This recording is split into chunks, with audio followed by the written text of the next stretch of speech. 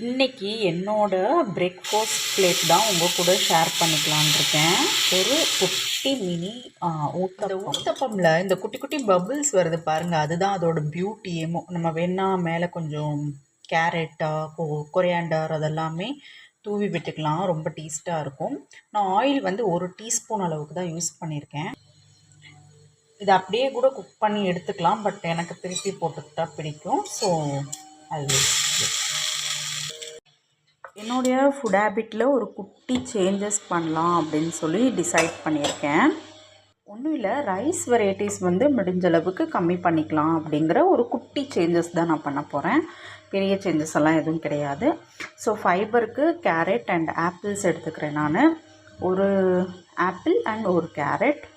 ப்ரோட்டீனுக்கு egg எடுத்துக்கிறேன்.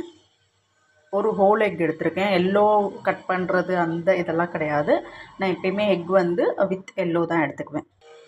எக்குக்கு வந்து கொஞ்சமாக பெப்பர் அண்ட் சால்ட் வந்து ஸ்ப்ரிங்கிள் பண்ணிக்கலாம். அண்ட் தோசைக்கு காம்பினேஷனாக பார்த்திங்கன்னா மொச்சப்பயிறு ஊற வச்சு நம்ம பிதுக்குவோம் இல்லையா, பிதுக்கி செஞ்ச பருப்பு கூட்டு. இதுதான் இன்றைக்கி என்னோடய பிரேக்ஃபாஸ்ட். இது ஒரு குட்டி சேஞ்சஸ் தான், அதை இப்படியே ஃபாலோ பண்ணணும் அப்படின்னு நினச்சிக்கிட்டு இருக்கேன். மேக்ஸிமம் என்னால் டெய்லி ஃபாலோ பண்ண முடியாட்டியும் வீக்லி ஒரு 4 டேஸ் ஃபாலோ பண்ணுறதுக்கு ட்ரை பண்ண போகிறேன். உங்கள் பிரேக்ஃபாஸ்ட்லேயும் உங்கள் ஃபுட் ஹேபிட்லேயும் ஏதாச்சும் சேஞ்சஸ் பண்ணணும்னு நினைக்கிறீங்கன்னா குட்டியாக ஆரம்பிங்க. அப்போ தான் உங்களால் அதை கிராஜுவலாக இன்க்ரீஸ் பண்ணி கன்சிஸ்டன்ஸாக ஃபாலோவும் பண்ண முடியும்.